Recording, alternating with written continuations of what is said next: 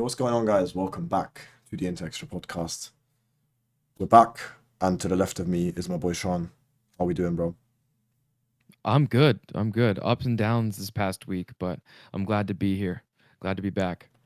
Yep, definitely some ups and downs. Just like my health, guys, as you can tell, or maybe not by my voice, I'm ill, so I'm gonna leave a lot of the talking to Sean today, since my voice is pretty much gone. And I was celebrating some of the goals today, so that was definitely not helping. But we'll get through all of the games as per usual at the start, and then we'll get into some news that we have afterwards. But first, Sean, please let everyone know where they can find us, what they need to do. Yeah, of course. As you guys know, since you're here, we are Inter Extra. You can find us at on Twitter at Inter_Extra. You can find us here on YouTube at Inter Extra. Anywhere that you listen to podcasts, we have been starting to post our podcasting website, so where you can find all the links to all of those podcasting platforms. Of course, as always, please hit the subscribe button, hit the like button, and share this video. If you're listening on Spotify, Amazon, Apple Music, leave a 5-star rating and a review. And then hit the bell icon so that you can get notified whenever we do drop these videos and this podcast. So yeah, and we'll jump right into the games from this weekend, of course, or from the past week. So last time we recorded, I know it came out the morning of the Atleti game, and maybe some of you didn't get around to listening to it till afterwards, but um, we did we didn't get to talk about that. We had to talk about everything before that. Yeah. So we're gonna mix. I'm gonna flip this around, the direction of what we usually talk about, because we didn't have any of the women's team play this past week, so they were Okay. on international break. So starting with the senior squad, especially right after the game, we're recording Wednesday evening, late at night for Simi, and this the Coppa Italia game just finished. But again, let me back up to a 1-0 loss to Atleti. Not a good performance, not an inspiring performance. We had some good moments in the match, but ultimately we yeah, lost it at the last minute, which was really upsetting and really disappointing. The only thing that I wanted to mention from that match is, and if you follow me on Twitter, you know, zonal marking has to go. Yeah. Totally on Kivu for me. And I have backed Kivu and I love Kivu. This for me is his actual first huge mistake, tactical mistake in a match. Yeah. It's got to go. It hasn't worked. I don't You know know, what you you know they thought asked about the game. him, didn't they ask him about it as well in the post match? And he was like, "Oh no, this is just like a general thing. Like it's not like he was basically trying to downplay it, which to me is a lazy thing to do because previously he's taken the blame for things, but I don't think he wanted like being called out for this very specific thing. I don't think he liked it, even though I feel Yeah. like he knows it's true, and that's Mhm. more what kind of annoyed me. Yeah, it definitely was. It was that wasn't the best, and sometimes you can kind of tell when Kivu gets a little annoyed at some of the questions that he gets asked. You know, we saw it early in the season whenever he would be asked about players or about um, trust and formations and things, and he's like, "Well, I'm not going to tell you. I'm not going to reveal that information to you." So, Yeah, I think he's still learning how to react to some of those things, but yeah, I think he needed to be called out on that. And there's definitely a better way to do it than this static zonal. Like these guys can't jump from a static position and expect to out jump somebody that's trying to run in a space that's been left in the zonal marking. So, yeah. um, yeah, and once again, Sommer not being able to save anything, you know, it's becoming a problem, but we'll talk a little bit more about some of that stuff. Of course, next from this weekend, Lautaro inspired us to a 2-0 win against Pisa away. A quick stat before we get into just your thoughts on the game.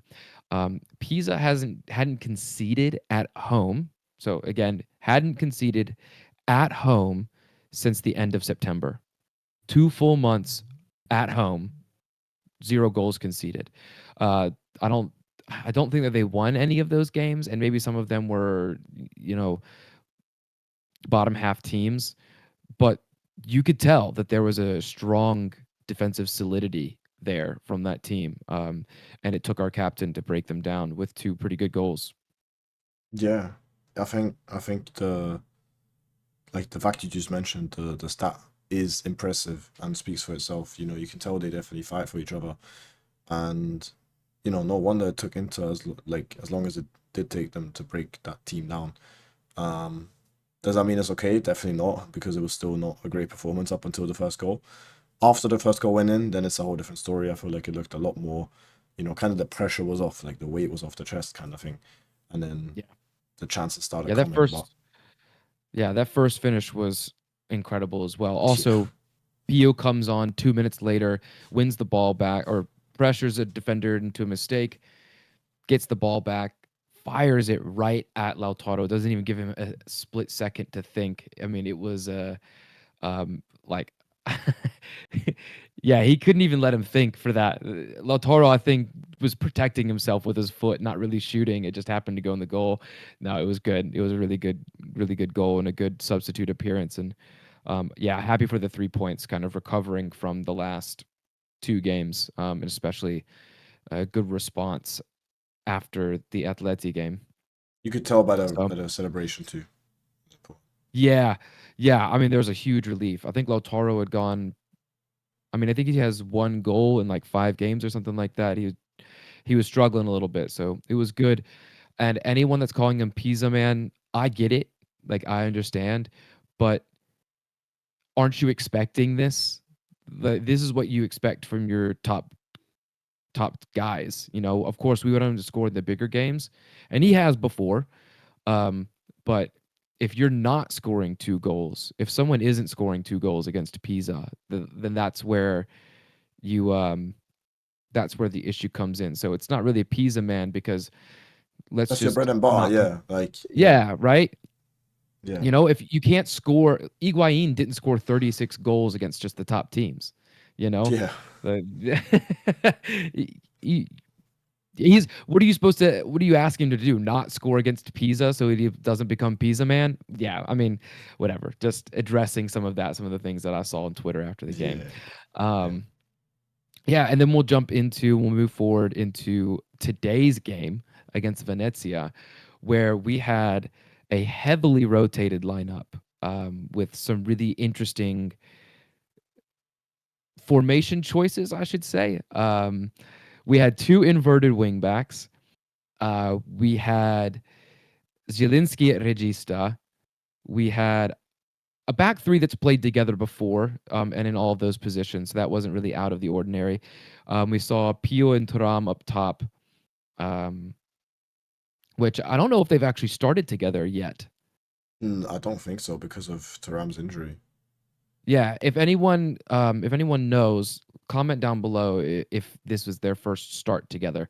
That'd be interesting to track. No, but it was a great first half. I was so happy with the first half. Exactly what you would expect. I mean, the first 15 minutes were tough, but exactly what you would expect from Inter going up against a Serie B side, even though Venezia is fighting to come back to Serie A. So, yeah, we can kind of go a little bit more into the groups, I should say, first before we get into the second half sub. So we had Andy Diouf with his debut, full debut, by the way, first start, True, full true. debut, um, in a competitive, I guess, yeah, first start, so full debut, Yeah, yeah, and yeah. And he got his scores. first goal on his first full debut. So Yeah, I said first it full was debut. His great. full debut. Yeah, Yeah, a lot of firsts. Yeah. yeah. But you really can't say anything. Like, I know on paper it looks better than it actually has been for him, but this is his first start and he scored, so he hasn't done much Hmm. wrong, really. Yeah, not to get stuck on him too much in each individual player anyway, but he this might be a solution for Kivu. Like I like him being able to fill this role. He's not a right wing back.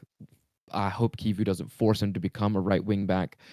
But this is a solution. I mean, he obviously likes sitting in that right channel, you know?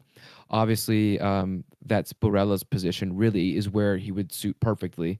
Um, and we see Barella drift wide to the right all the time. So I think that might be a reason why he's kind of feeling this position pretty well. And he's got some pace. We saw some things, him getting in behind Fratesi, playing him in multiple times, and of course, Fratesi assisted his goal, which was a good finish. I mean, it was a good move, and I liked what I've seen. This is 3 games in a row, 3 appearances in a row for him, where he's shown something a little bit more, and just at the right time as well. It's and I think we should trust Kivu when he says some of these guys aren't ready. He came at the end of August. It was a panic buy, and we've reiterated this so many times. Us being against the signing or questioning the signing was never about Diouf. So it's good that we're getting this. You have anything Definitely, to yeah. add? Yeah, I'm very impressed with today's performance, just like you. Um, Really nice goals today too. I think we'll get into the sub. I mean, I can get into the subs as well, because I have them pulled up as well. But yeah, Juf, very impressive today. He did say after last game against Pisa, that the wingback role is new to him, but he will play where he's needed by the coach. A very media trained standard saying that players love to say, but I feel like he's actually up for it, which is good, and he doesn't mind adapting because clearly it's not that much different to what he used to play in midfield. Like that driving aspect of the game is still there because that's what Dumfries does anyway. It's just Yeah. like a little further out, so closer Especially to if the we're playing touchline. against yeah, especially if we're playing lower sides, you Yeah, know. He's not going to be defending much. We're going to be on the ball more, and so yeah, he definitely can drift inside and things and play in a space where he's comfortable. Yeah, and then yeah. on the other side, Luis Enrique actually showed some good things today.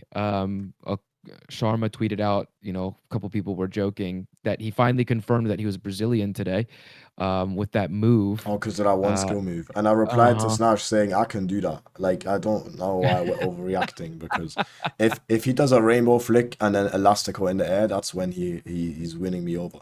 But if he Mhm. doesn't, like this is a like it's a back heel, it's nice, but let's not do No, too much, guys. I Let's gotta not see do him. too much. Yeah, I gotta see him. Dribble with his knee down the pitch. With Mike, or like do what Maicon did, just sombrero a couple people, juggle with his knee, and then slap a shot top bins. Yeah, no, it was But good though. I think that's yeah, huge for his confidence. It was a smart move, and it deserved an assist, honestly. So all yeah, 3 players had the same idea. They all ran to the same spot, which is a shame. But yeah, anyway, no, it was something a little bit more promising from him. Maybe left wing back is a little bit more comfortable, which is why I said Juve is a good solution because Augusto isn't going to have to fill all 3 positions now. Luis Enrique can fill in at either side. Probably left side's better. And Juve can fill in the right side. And then, of course, there's Dumfries and Darmian. yeah. Yeah, so it was good. We'll see. Maybe this is the way Um, forward. Yeah. I just want to mention before you move on. Esposito, so Pio and Turam today. I thought that's exactly where I was going. I thought Hmm. very good. I thought were very good. I think the link up can be tried out more often. They complement each other really well. I really like what I'm seeing. So I know it's Venezia, we can't overhype it, but still. Um, and then I Yeah, don't know and if you want to add I anything. wanna no, I just wanna shout out Pio's goal. Turam had 2 good goals, but Great goal. Pio's What a screamer. strike. Oh Yeah. man, so His good. goal and Bonnie's goal, toe to toe, man. Like they're going bar for Hmm. bar, band for band, Yeah, everything. yeah, they're Um, trying to outdo each other. yeah.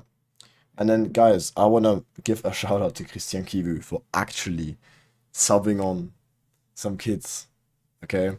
So Matteo Cocchi came on in the 60th something minute or 50 something when it was 4-0 basically.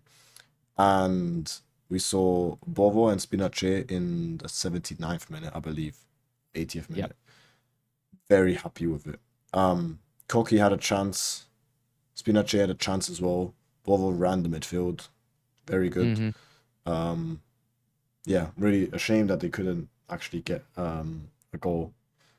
One of them could get a goal, but Yeah. yeah, well, it wasn't meant to be yet. But yeah, still nice to Yeah. see them I get some minutes.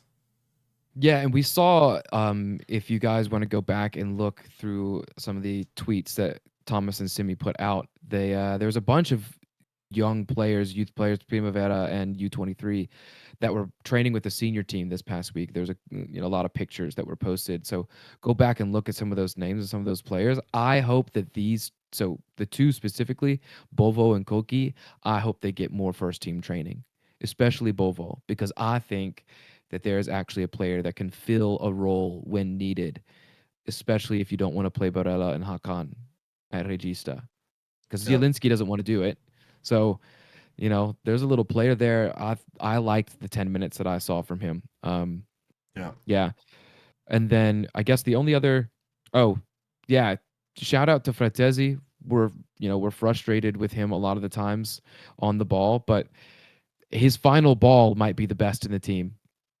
yeah, 2 assists. You know, if he's not bumbling over his feet and he's already in that position with the ball, he makes the right decision. His ball, perfect height for Taram header, perfectly placed for Andy Diouf's goal, and was dangerous down the right the whole game. So yeah, shout out to him. Zielinski did well, and then yeah, the kids. I'm so happy for it. Spinache was hoping for that goal, needed to take a shot with his right foot. We talked about it before recording, but yeah, was hoping to see that. He put someone on the ground, which is awesome. yeah. Um, yeah. Anything else you want to add? Otherwise, we can get into the under 23 games. No, I think that's it. I'm good with just those things, and yeah, we'll shift over to the transfer market rumors. We And didn't do the. Or do you want to add like anything to the main games? Because we did the main games first, oh, and that's then yeah, yeah, yeah. You're right. You're right. That's on yeah, me. Sorry, guys. don't worry. So we're going backwards. So we'll shift to the U23 team now.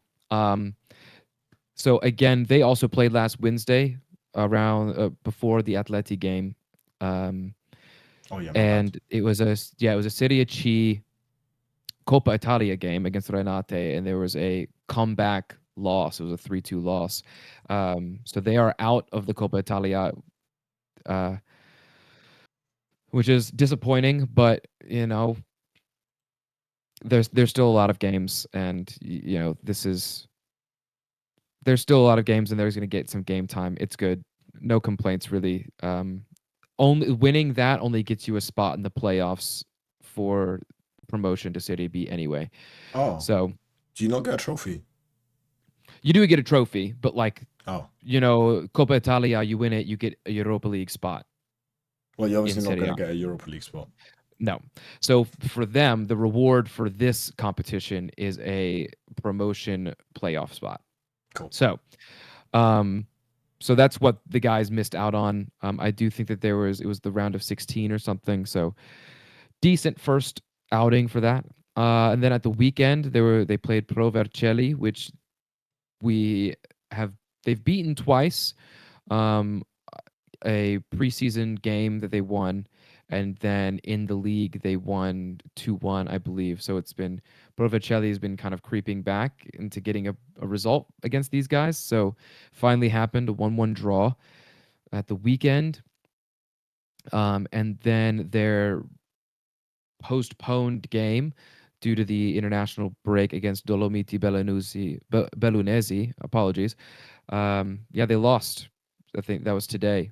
So I haven't been able to watch any of the highlights from that. I know you said that you were able to catch a little bit of one game. I Yeah, don't know if you want to today's add game, anything to it. unfortunately, just a rough defeat.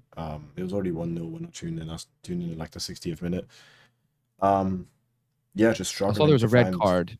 Yeah, but it was too late, and then they had a VFS check, FVS check as they call it in Serie C, the video support. Um, and then that dragged on, and then there was 7 minutes of added time, and then nothing really happened. It was just one of those ones where you struggle to find solutions. You don't really like know how to break down the other team, and yeah, they were just playing. It's men's football. This is professional football. You know these games can get very frustrating, and Yeah, that's what it was for those last 30 minutes at least of what I caught. But Yeah. Yeah, probably yeah, parking, all 9 outfielders in front of the goal, so yeah. yeah.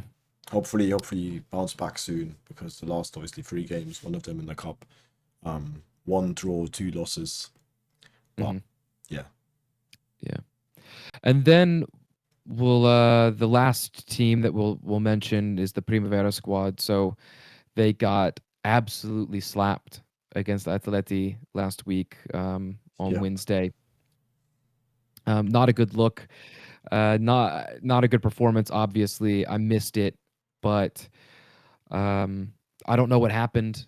I don't think that team is that far below Atleti's Primavera, but not their day. Obviously, I think that there was probably some players being split between teams. So um, I don't know. Do you have the I result in think that front was of a you? red Or card, no?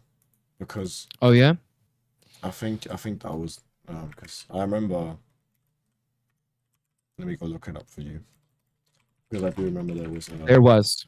Yeah, Yeah, that's what yeah. it was. A fifth minute. Yeah, that's tough. I think it So was the that really, goalkeeper. yeah, that was it was outside of the box. That's right. I read that. Yeah, which is Yeah, it a was disappointing this. way to start the game. It's tough Yeah, to handle that which for afterwards. that Um, it's not actually that bad of a result if you think about it because you're playing the whole match with 10 men. But Idris did yeah, miss a penalty and then he scored mhm. after. Which if he scores that penalty, then it's a different story because that penalty was around like 10th, 20th minute. But Mhm. yeah, just unfortunate for that one. And then Yeah. yeah, do you want to talk about the Yeah, league? and then the only other thing after that is the Primavera squad responded not only to that game, but to the senior team losing the Derby della Madonnina with a win of their own, a 2-0 win over Milan's Primavera.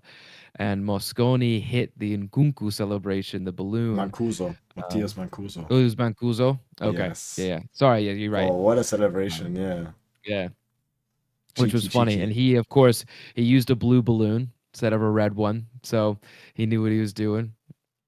Definitely did. No, it was good. It was good that they responded with that, and they're continuing their winning ways in the league. So, um, yeah, Yeah, ups and downs. Like I said at the beginning of the show, ups and downs from all the teams this week. definitely. But hopefully next week we'll have some positive results. Um, Yeah, when are we gonna do next week? I know this is supposed to be stuff to be said off camera, but I think we can do it after the Liverpool game. That would be good to get another live reaction.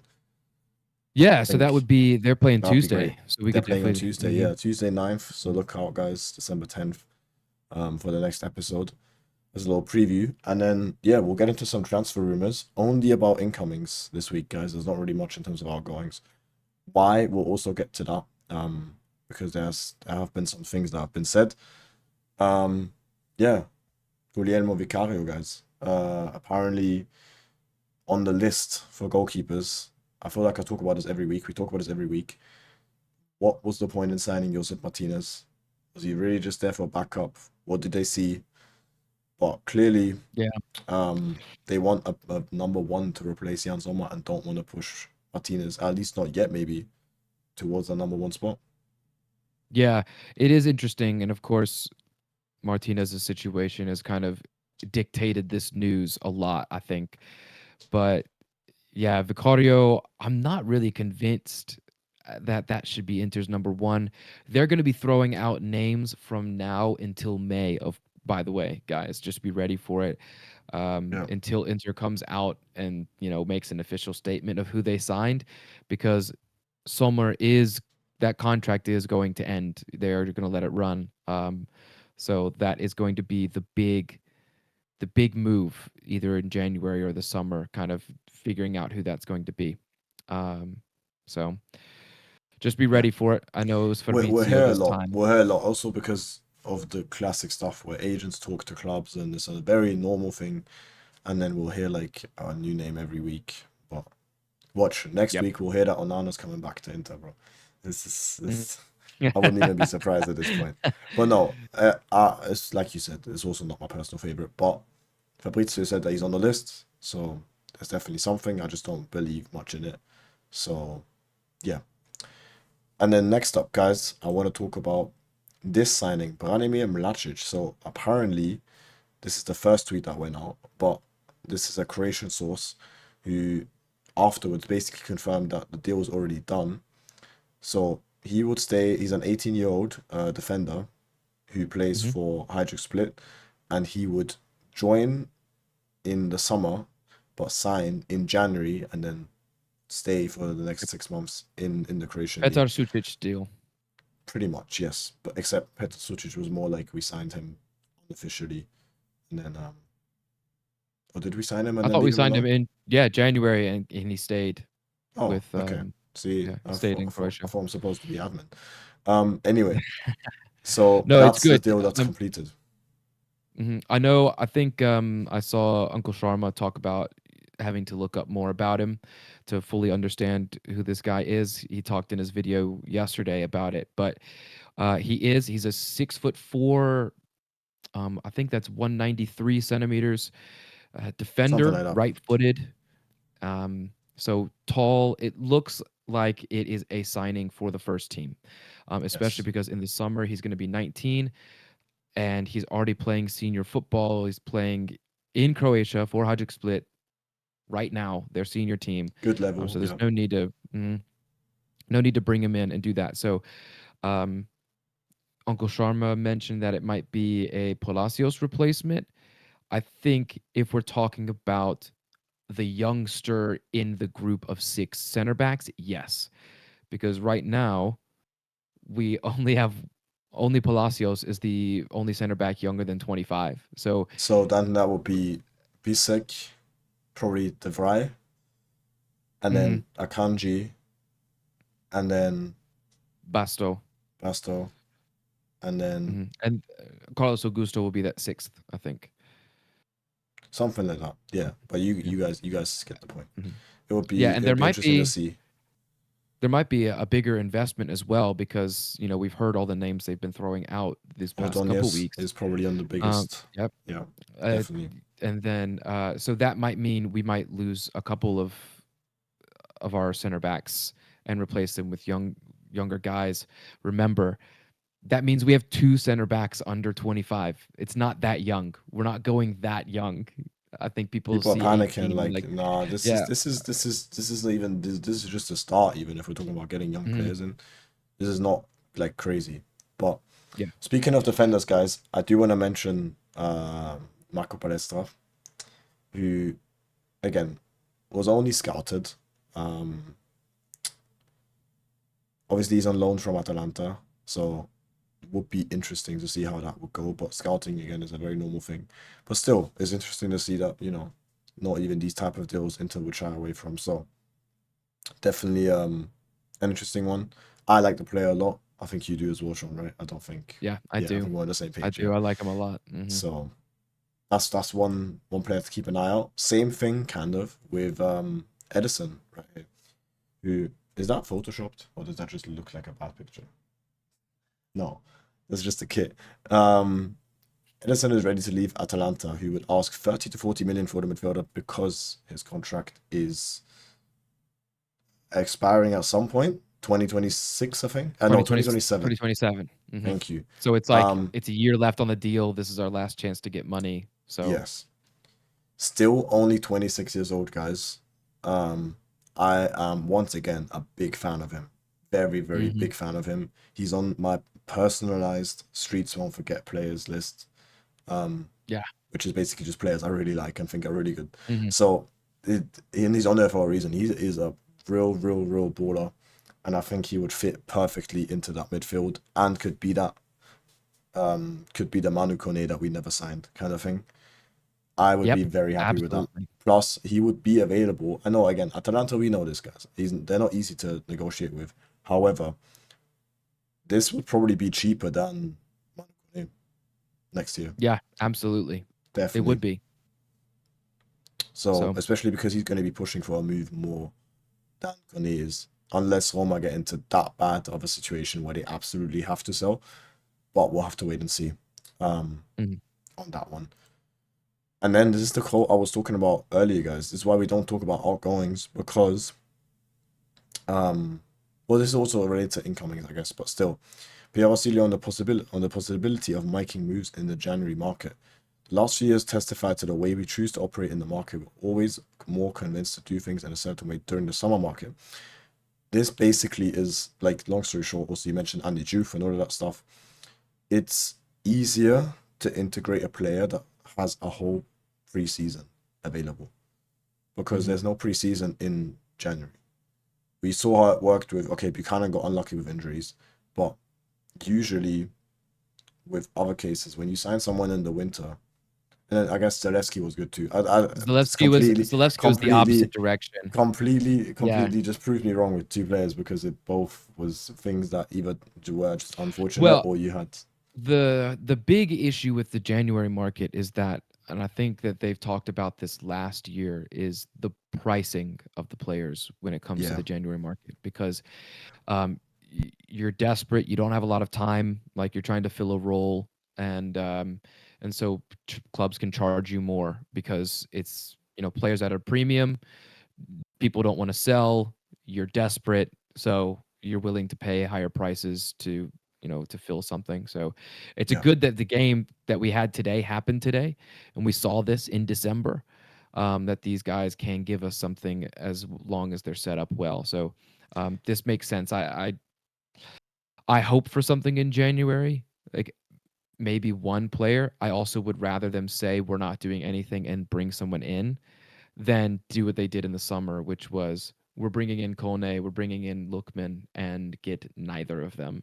So, yeah. That um, Lukman press conference still gives me like that opening of the season press conference still gives me flashbacks, man. Like Marotta was up there sitting all confident, chest out, chin up, saying we're signing Lookman guys. Like basically saying yeah, that, and then it just didn't happen. But yeah, which goes against Kivu or it goes against Ausilio's quotes. If you there's a couple more guys if you want to go look them up. He said that Lookman was done. Like they were done with Lookman like weeks before. yeah, with after the Club World Cup, they're like, no, there's no more. It's like you You're liar. just lying to each other, Yeah, bro. Lying to each, reacting to me lying, literally. yeah, Um, I'm I'm not surprised though because this is not the first time they've contradicted each other. Regardless, yeah, we know how the January transfer window usually looks. Not much going on usually. So again, yeah. a lot of these rumors we need to dismiss. Not saying But everything is irrelevant, but yeah, when you sign a player from another team in January, it's always going to be tough. Plus, people need to remember these clubs that you're buying the players from, they're also in the middle of a season and they also need to find a replacement in mm, some way, shape, or form. So yeah, it's not like they just lose the player and that's fine because every yeah, club has their own planning. So yeah, mhm, absolutely, yeah. Which leads nicely into what Bergami said about what Inter needs, and so yeah. I think that's something that we need to Do you, keep an do you eye want me to on in read the it coming out? months. Yes, please. So he said this squad has needed for years a fast defender, a physical midfielder, and a forward who can take his man on one. That type of forward in particular allows you to spend less energy and not always need eight players up front on a chance. One chance should be enough to win games. Milan only needed one. I think what he's referring to specifically is a player like Rafael Leao, a player like, I don't know, even there's strikers out there that can do a one-on-one and then they Like don't Ademola struggle. Lookman, Adamola Lookman, yeah. who Or decided a Europa League final himself. Like that's the kind of player that he's and when you meaning. look at the goals, it was the little like little moves that he did, the little body shifts, the little step overs, the little drop of the shoulder. Like it's really simple stuff. You don't need to be doing rainbow flicks and everything. That's not what I'm saying. That's not what anyone is expecting, because that's unrealistic. But the simple things, even like Julian Alvarez or even like Benjamin Sheshko. I know he's like lanky and tall, Yeah, but he can beat his man one on one. You know, and yeah, we don't have those qualities. Like, guys, please don't come to me about Taram. Taram has other qualities, but it's not step overs. Like yeah, he's too slow. He does the dribbling in that area in terms of beating his man way slower than a lot of other strikers if you really compare it. that is not one of his world Well, class abilities, in my personal opinion. yeah. The thing is that he's fast, he's not quick. And what I mean by that is he covers a lot of distance, like he can cover a lot of ground quickly. It's kind of like asking Usain Bolt to have quick feet and have close control and dribble in tight spaces, or asking him to run in a straight line. Like Usain Bolt's was the fastest man in the world, but Turam is fast. If you just he kicks the ball, he goes after it. You play a ball in behind. But if you're I asking like that. him to put his 6'4" feet down quickly and try and dribble through players, it's not happening. That's just not his skill set. So yeah, that's kind of the way that I think about it. He's fast. He's not quick. I like that analogy. But specifically, what I like about this quote from Bergomi is the fact that he specifically mentioned what I've been screaming, and I feel like no one's really hearing it because, like, you don't know how much energy it takes that you always need to occupy the box with 4, 5, 6 guys because you can Yes. only force the goals. Does Inter have a clear style of this is what you do to score a goal? Do you pass the ball on the floor like tiki taka Barcelona style, or do you have a specific type of like, you know, like attacking movements that work because of the players you have? No, Inter's main way of forcing the goals is just by having quality players on the pitch. That might sound like I'm diminishing like the tactical setup attacking wise, but there's Mhm. no clear attacking identity. I'm not saying there's no clear identity in terms of the football that Inter play, but in terms of once you get to the final third, there's not like this is what we do usually every time. No. Sometimes DiMarco crosses it in because he's a great crosser. It goes to whoever's in there. Cool. Sometimes there's a long shot from Chalanoli or whoever. It goes in Yeah, because that's he's not got really. great Yeah, quality. I see what you mean. It falls to Lautaro in Not. the box from something, and then it's a goal because Lautaro has those instincts. Are you walking with me? Because I think Mhm. I think this is difficult to explain what I have in my head, but It's almost I like the 100% simplest agree. I decision. 100% agree. Yeah. No, it definitely it's something to be said, especially about risk minimization, right?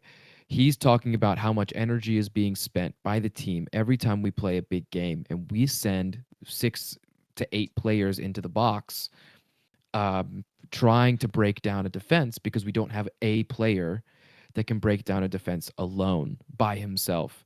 And so the players are constantly moving, they're constantly passing, these, hoping that one of these things comes off and we can score a goal. Mm. But what does that lead to? It leads to transition attacks where we're vulnerable because we've had 8 players in the box. And Yeah. now it's 2v2 every time. This is something, and I can't believe I'm saying this. This is something that, well, I guess I'll use a different example because I don't want to use the Premier League as an example. Um, this is what Allegri does very well whenever his teams have more possession. He does not send 8 players up in attack. He lets his creative players and the ones that he has do something with the ball. And he has 3 or 4 players back because he's not going to want to be beaten on transition. So Yeah. there's a lack of risk minimization, which is why we're so vulnerable on the counters because we have to attack with so many players because we don't have that one Do you, creative outlet. do you think Inter or the board was meant to combat this with Lookman by signing Lookman and then Yes. just failed? Because I feel Yeah. like they internally, maybe, hopefully, know that this is a problem. Because surely it's not just us sitting at home in front of our screens seeing this. The board is completely clueless. But Yeah. or It's maybe they in just don't something. want to admit it out of pride. I really wonder where No, they where can't they where it can't goes admit their wrong. failures. Like on what Yeah. step does it fail? Is it understanding or is it changing the fact that you need to change or Yeah. changing something after you've understood that that is the problem? Yeah. No, they won't admit their failures is really what I think it is. Ausilio was talking about, or it might have been Morota talking about how the 3-5-2 has given us so much joy and so many good things over the years. So we're gonna see, so we've set up this team for a 3-5-2 for another year. It's like Conte can play a 4-4-2, a 4-3-3, a 4-2-3-1, or sorry, yeah, 4-2-3-1, a 3-4-2-1, or a 3-5-2. He can play all those different formations because he has the personnel to do it. Kivu has no options for anything else because even though Inzaghi said we had versatile players, we don't have versatility out We of don't this have formation. versatility like other clubs have versatility. We, Yeah. we, we are in our So, own bad league of versatility. And I think yeah. that's what we need to realize. But I don't want to get stuck on this too long. I'm very passionate Yep. about this topic though, because I feel like guys, please comment down below as per usual if you want to talk about anything, but specifically this, because I just want to know if you guys are with us in this regard, and specifically what I said just the last few minutes, and what Sean said. This is I'd really definitely love to something. know what some of our regular Yeah, listeners want to yeah, say about this, and what some of you guys who normally comment would love to know what y'all think. yeah. It'd be great. Um, Speaking of positions that we could fill up, that one of them that Bergomi mentioned as well is the CDM spot. Alexander Stankovic gave an interview to a Belgian news outlet, clearly, and they asked him about the buyback clause that Inter inserted into his move, and he gave the most media trained answer ever. Um, that means Inter believes in me? Question mark. I have no idea. You have to ask them. That clause wasn't necessary on my part. I wanted to move to Brugge. Sure, who doesn't want to move to the lovely town of Brugge in windy, rainy Belgium? If anyone's from Belgium, I'm so sorry. Been to Belgium, I've enjoyed it, but yeah, um, it's not. I don't really believe this. Let's be real, guys. I, But I just like I don't think it's a tourist attraction. yeah, I no, haven't heard of it being a tourist. I'm not saying no. It's not the The club is worst. great. The club is great, but It's not the he said this. worst city, but he obviously said this to make the fans happy, and I'm sure he is Mhm, happy there as well. I'm not saying he's not mhm. happy, but definitely in the back of his head, obviously, because his dad played there, his brother played there. It makes sense that he wants to return eventually, Yeah, but it's not up to him at the same time. So I get why he's saying this. yeah, yeah. Um, And yeah, he said he wanted game time, right? And so this yeah, was, he's saying I wanted this move because I wanted game time, and this was an important experience. yeah, So yeah, definitely, there's nothing wrong with what he said, in my opinion. yeah, yeah. Next up, guys, shout out to Dumfries, Bastoni, Di Marco, Barella, and Lautaro for being included in the Gran Gala del Calcio top 11 with obviously some strong names in there. You guys can look at it yourself if you wish. Um, yeah, top 11 for last season. Some great recognition there. And then Piero Esposito has been presented with the 2025 Italian Golden Boy Award. Beautiful. Look at Yep. him. He is All six of delighted. our boys there. Uh, I think it was 2 nights ago or something. To Correct. enjoy that honor. So that was great. It was good to see Yeah, that for them. yeah. And then next up, guys, we have a new partnership with AB InBev, which is um, basically the parent company of Budweiser, or Bud as it's now called. Um, and they will be the club's official beer partner. If you guys like beer, go invest in some Bud to um, help with the next summer signings. And Yeah. Just quickly, AB and Bev, that's Anheuser Busch for any of you that, normally drink and you're wondering what that includes. So I wouldn't all of know. the I brands should have let you underneath, talk. yeah, any of the brands underneath Anheuser Busch, yeah, not a beer drinker, but it's big in America. Budweiser is, which is underneath that umbrella. So Okay. another big brand. Red Bull last week, Anheuser Busch this week. So Yep. Securing some brand deals. yeah, Before I forget it, guys, or maybe you want to talk about it. Lautaro Martinez has moved up in the all-time scoring ranks. I think you know the yeah, I numbers forgot. Yeah, I forgot to mention it earlier when talking for about the the game Pisa against game. Yeah. Pisa, but he has, and if I have this correct, I hope I do, but Lautaro scoring 2 goals put him above Altobelli, which puts him fourth all time in the Inter scoring charts. So 174 goals in all competitions for Lautaro, which is incredible from our captain. I mean, um, you're thinking about one club, how many goals you can score for one club. Remove Real Madrid and Barcelona and look at the top goal scorers for every other club all across Europe. Hmm. 174 is an incredible number. So congratulations to our captain. And I think we'll see third place soon. Yeah, definitely, definitely. It's not. He's not far off. And then, hold on, guys, wrong screen. Before we get into the upcoming games, so we had some birthdays last week. So Matteo Damian turned 36, and Jan Bisek turned 25, older than some people remember. But yeah, not the youngest anymore as well. And then going into the next two games, now there was an interesting quote from Denzel at the gala that we just mentioned. He said, this was 2 days ago. He said, I'll hopefully be back in 2 to 3 weeks. I'm working hard and I want to come back as soon as possible. And then Fabrizio confirmed this when he was, as in Fabrizio Romano confirmed this the when he was talking about this award ceremony. And then also we had Di Marzio talk about it, but they said that he will be back between Como, which is the next game, and Liverpool, which is the game after. Who do we believe? Probably Dumfries himself. I can't lie, but yeah, those were the estimates. But yeah, it's looking like the Super Coppa more than anything, probably. Yeah. Well, and that leads nicely into the upcoming games. So just to wrap up, guys, I'll talk in reverse now, um, about the games that are upcoming. So the normal order. So we have the Inter women back in action this weekend. On Sunday, they're playing Genoa, so hoping for 3 points there. Again, I haven't been checking the comments on our videos or on any of the podcasting outlets. Please let us know where we can watch some of the women's games, if you have access to that, and tell us where you are if you have access to that, because it might be available to some and then it wouldn't be available to others.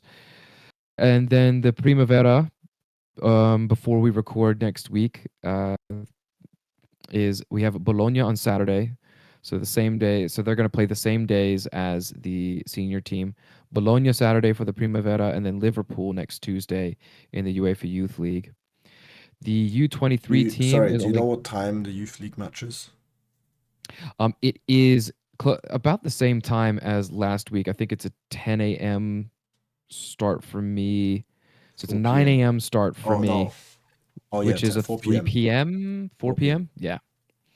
Yeah, 4 p.m. Central European time. Um, and then we have the U23 team, is playing Arzignano on Sunday. That's going to be their only game over the next week, so they don't have a midweek game next week.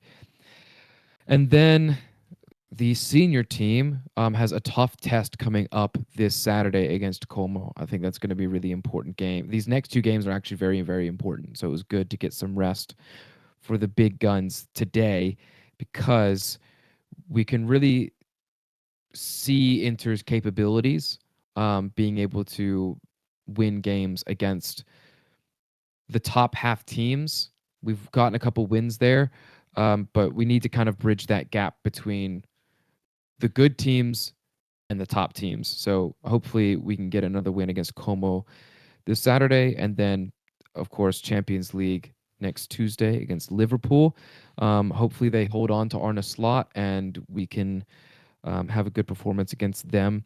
That game is going to be, I think it's going to be an afternoon game as well. It is. It's a 2 p.m., so a 9 p.m. Central European time, Yes.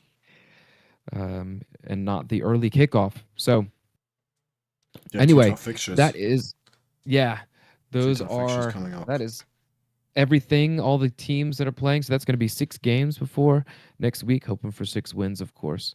And yeah, then we'll wrap it up with, yeah, Do you want me or do you want to tell the people what to Yeah, I do mean, now that as we per got? usual, guys, if you haven't already subscribed, make sure you go do it now. Like the video. As I said just a few minutes ago, let us know your opinions on that specific topic, but anything in the comments down below. Any guests you want to see, any improvements. We will have an intro soon. Hopefully, going into 2026, we'll have an intro ready. I do have an idea in my mind. I haven't told you yet, Sean. I need to, but yeah, we'll try and have an intro screen before every episode, and then yeah. Outside of that, you guys know the rest. Sean. Yeah. Yeah, so thank you guys all for watching and listening. We will see you next week. Forza Inter Sempre.